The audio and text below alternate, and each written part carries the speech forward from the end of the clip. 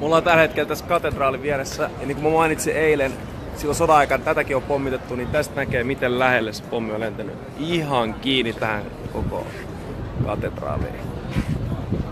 Moi Mihail, ootko sä iloinen?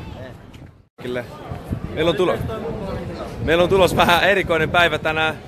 Tää on mun rakas kaveri Mihail. Se on satuttanut itsensä ja me odotamme sairaalan sen takia. Se miten se satutti sen jalan, oli silleen, että se potkas Bertoon. No Bertoon on luuperse, mutta se miten se ei satutti, mä en tajua oikeesti. Kuka vittu potki enää 25-vuotiaan toisiinsa? Vittu lapsi oikeesti. Ja tää on opetus kaikille, älkää vittu leikkikö kuin lapset. Ja mikä parasta, tää ei ois EU-maa eikä ETA-maa. Tää on etämaa. Mä en tiedä mikä tää hoidon taso on tää. Jos me mennään ottaa röntgenkuvat, jos sanotaan jotain pahaa, mä sanon vaan hei kuunnelkaa, antakaa mä kipsaan, saatakaa sauvat, me pärjätään Suomeen asti, ei tarvita. Mihailkin on puoltanut tän. Vai.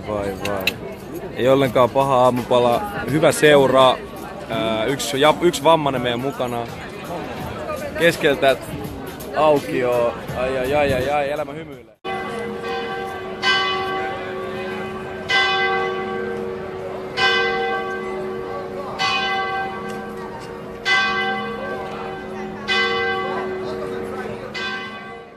Saavuttiin ehkä Sarajevon historiallisimpaan kohtaan. Tässä ei ole mitään maamerkkiä tai mitään muuta kuin tuo museo, mikä tuossa takana, mutta tästä kohdassa alkoi eka maailmansota 1914.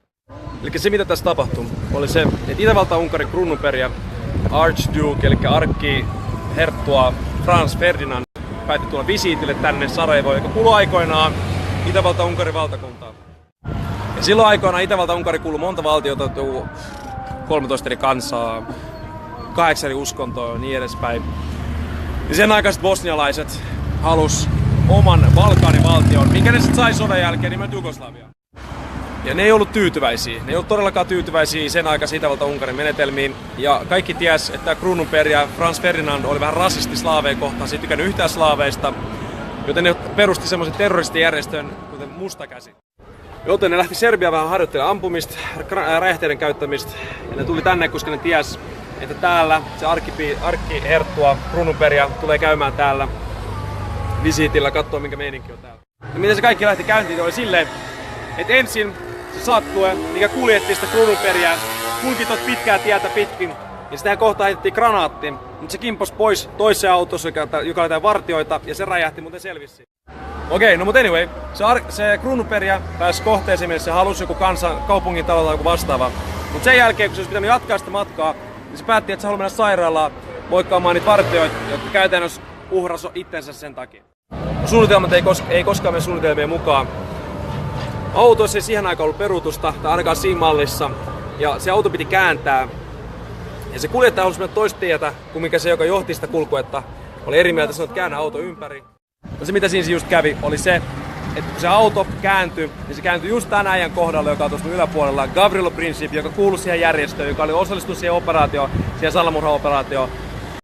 Ja sillä oli ase kädessä, ja loppu on historiaa. Se otti se aseen esille, se juoksi siihen auton viereen, ampui se kruununperijän vaimon ja ampui se kruununperijän. Se kruununperijän viimeiset sanat oli se vaimon nimi ja että älä kuole meidän lasten takia. Ja mihin tää kaikki sitten johti, on se, että alkoi eka maailmansota. Sen jälkeen Itävalta-Unkari syytti Serbia siitä, niin perusti sodan Serbian kanssa, siis julisti sodan Serbian kanssa. Sitten Venäjä, joka oli liitossa Serbian kanssa, julisti sodan Itävalta-Unkarin kanssa. Sitten Saksa, joka oli liitossa Saksa, joka oli Itävalta-Unkarin frendi, julisti sodan Venäjän kanssa. Sitten julisti sodan Ranskan kanssa ja sitten kaikki julisti sotia toistensa kanssa. Katsotaan, tässä on kuva siitä Itävalta-Unkarin kruununperijästä. Se on tossa. Se kuva on vähän vissiin mennyt pielalle puolelle. Mutta se mitä tämä Gavrilo Princip ei tiennyt oli se, että se Itävalta-Unkarin kruununperijä oli suunnitellut, että se ottaa slaavit eli jugoslaavit osaksi sitä niiden monarkiaa. Eli se Itävalta-Unkari ja slaavit. Vaikka kuinka paljon se vihaskin niitä. Mutta kun se ei voinut toteuttaa sitä, koska se ei ollut vieläkään ruhtinas. Elikkä jos tämä Gavrilo Princip ei olisi ampunut sitä, maailma olisi todennäköisesti ihan erilainen nykyään. Todennäköisesti olisi voinut tulla joku sota, mutta se olisi voinut mennä ihan eri lailla. Ja mikä hauskin tässä on se, että se Gabriel Princip, se ampuja, se oli 27 päivää liian nuori, kuolemantuomio Itävalta-Unkarin lain mukaan. Ja se oli vankilassa sodan loppuun asti ja sen jälkeen mä en oikeastaan tiedä mitä sille kävi. Mikäli se ei olisi ampunut sitä, niin maailma olisi todennäköisesti erilainen nykyään. Mä tiedän, että tämä kaikki on käyty läpi historian tunneilla, mutta mä haluaisin vaan käydä teidän läpi uudestaan sen, mistä alkoi eka maailmansota 1914 ja mikä olisi voi mennä toisin, jos se ei olisi vaan ampunut sitä. Mutta se on mennyttä, asiat on nyt käynyt. Ja se mitä mä haluaisin vielä sanoa teille loppuun, että siihenhän kaatui sitten Itävalta-Unkarin imperiumi. Se oli sitten siinä. Kaikki ne eri valtiot itsenäistyi sieltä. Elikkä yksi laukaus sai niin paljon aikaiseksi. Sodan, valtion hajoamiseen. Se kruunun periäisen vaimon kunniaksi on tehty muistomerkki tähän näin. Tää just tää sillan viereen, missä se koko ampuminen tapahtuu. Saatiin vihdoinkin selville, että mihin sairaalaan meidän pitää mennä. Meillä on lääkärin aika varattu. Se mitä se vakuutusyhtiö ei ajatellut yhtään, että täällä taksikuskit on oikeasti historian paskimmat, maailman paskimmat. Kuka ei edes löydä sinne paikkaa, kuka ei tiedä missä paikka, eikä kuka suostuu ottaa meitä kyytiin. Elikkä vihdoinkin löydettiin taksi. Mihail, jännittääkö sinua mitä sinä olet tehdä? Mitäs se haluaa tunkea sormen sun perseeseen? Se on kans niinku hoitotoimenpide. Siltä tutkitaan vähän asioita. Berto, me voidaan tehdä se lääkärin puolesta, eikö niin? Totta kai. Ja Mihail, mitä sun pitää leikata täällä? Sitten leikataan. Ja sit leikataan. Luotetaan ja luotetaan täällä kirurgeihin.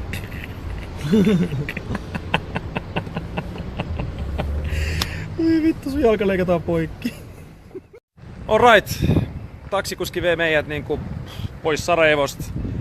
Me ollaan niinku täällä jossain Sarajevon ulkopuolella jossain kylässä. Toivottavasti tää lääkäri on hyvä. Mihail saa hyvää hoitoa, koska me rakastaa kaikki Mihailia. Ja näiden kaikkien rakennuksien seasta mistä koitetaan etsiä niin sit meidän poliklinikka, mihin me ollaan menossa. Mutta hei, tiedättekö mitä? Lääkäri, mitä sulle nyt tapahtuu? Parempi, että sä et tiedä, eikö niin? Tieto lisää tuskaa. Laista niitä sun sukkiita pyörät, et muista mitään. Kaiken tän takia. Sinä sun paskaset sukki. Mihail viedään nyt sairaala röntgentutkimuksia. Sillä aikaa me ollaan parhaimpia ystäviä. Me lähdetään noiltiin tuohon kahville. Ottaa kuva ja tulee lähettää takaisin. Me oltais menty kyllä mukaan, mutta me ei saada mennä mukaan. Joten me joudutaan nyt tyytyä tähän näköalaan. Mä sanon sulle koko ajan, että se ei murtunut. Luota muu. Mä sanon sulle hirveä vammaa. Se on vaan... Niinpä. Drama alert. Itke vähän, please. Itke meille joki, please. Mihail, toi kävely ei hirveästi näytä onnistuva.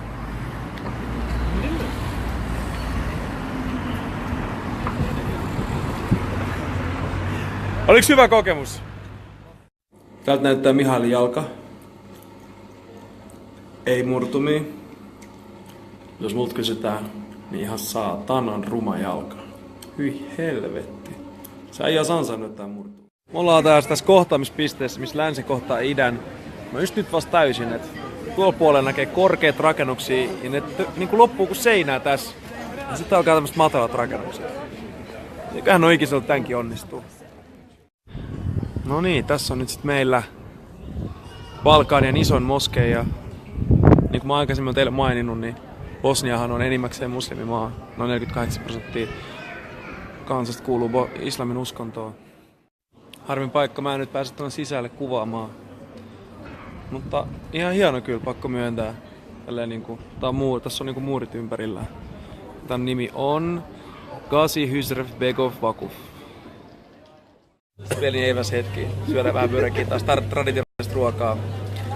Mulla alkaa olla verensokerit niin alhaalla, että tästä ei tule enää mitään tästä vlogaamisesta, joten mä lopetan tän tähän. Mä syön ensin, jatketaan sit kohta. Nyt on taas verensokerit koholla, joten kuten kahvia ja teetä tässä. Sitten mietitään mitä tehdään. Mä ajateltiin, että tää päivä me otetaan vaan easy. Nautitaan tästä mestasta. Otetaan vaan easy. Yksi juttu, mikä täällä Bosnian kulttuuriin kyllä kuuluu, on röökinpoltto. Sisätiloissa ulkona ihan kaikkialla minne menee lössipolttaa röökiä, vai mitä Berto? Sano se jotain. Pitääkö mun sanoa jotain? Eli kaikki polttaa täällä. Täällä on vanhan Itävalta-Unkarin puolella tämmönen hauska piste, missä on tämmönen iso shakkilauta ja isoja shakkinappuloita. Ja sit nämä vanhukset kerääntyy tänne aina pelaa tätä shakkia. Ja siis nää on täällä ihan aamusta iltaa oikeesti. Mä haluaisin itekin kokeilla tätä. Miksi mä niinkin pääse pelata tätä, koska niin kuin mä sanoin, ne vanhukset istuu täällä aamusta iltaa pelata tätä. Mäkin haluan pelata tätä, mäkin haluan kokeilla. Mä kuulen, että jos niillä antaa alkaa ohjeet, niin ne suuttuu. Eli vähän niin kuin vittuulis niille. Mä tulin tähän viereen nyt antaa niille ohjeet, että miten tätä peliä pelataan. Katsotaan miten tässä käy.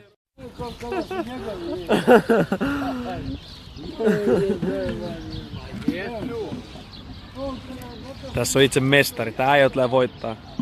Ties kuinka monta tuntia elämästä tääkin on pelannut täällä samalla laudalla. Kattokaa. Kaveri, sä oot niin hävinnyt. Sä oot niin hävinnyt. Niin 4. Jos mä ihmettelin, miksi sanot 4. Joo, sinne päin. Tää äijä ei ottanut mut minkäännäköistä vinkkiä vastaan, mutta ei se vissiin tarviikaan. Hyvältä näyttää menevän. Miksi sä siirsit sen tornin sinne? Come on, miksi sä syönyt sitä mustaa hevosta? Mäkin haluan päästä pelaa. Hyvä, kattokaa ja kättely. Se oli siinä. Peli oli sen. Se luovutti. Yes. Peli loppuu, ne rupes kasaan niitä lisää. Ne ei päästy sittenkään pelaamaan. Mä ois halunnut pelaa tuota shakkia, mut ei. Mä oon kerran mun elämässä täällä, mut ei. Ai kohta mä lellitän itteeni. Mä tsekkiläisiin herkkuihin. Mä en muista mikä tän nimi on, mut siis tämähän on alun perin tsekeistä. Mä oon Prahassa eka kertaa tällaista. Ai, se on hyvä. Siitä asti kun mä näin tän eka kerran kun mä kävelin tästä ohi, mä halunnut, että vihdoinkin mä saan tän. Tossa on jäätelöä sisällä ja nutellaa. Ja mä saan lusikankin tähän, mutta... Nami. 5-1. Sarajevo on ihan kuollut. Täällä ei oo ketään. Ainoa minkä mä kuulen on noiden aasiäänet tuolla. Ja tietysti mennyt fiilis on kun täällä kävelee. Täällä hiljaisilla tyhjillä aukioilla. Semmoinen fiilis omista. Eli tästä lähtien mut voi tuntea nimellä Yunus Idrissi ensimmäinen nimeään. Sarajevon vallottaja, Balkanin vallottaja, Viikinmäen keisari, kipsimestari, ... lisää titteleet tulossa. Stay tuned.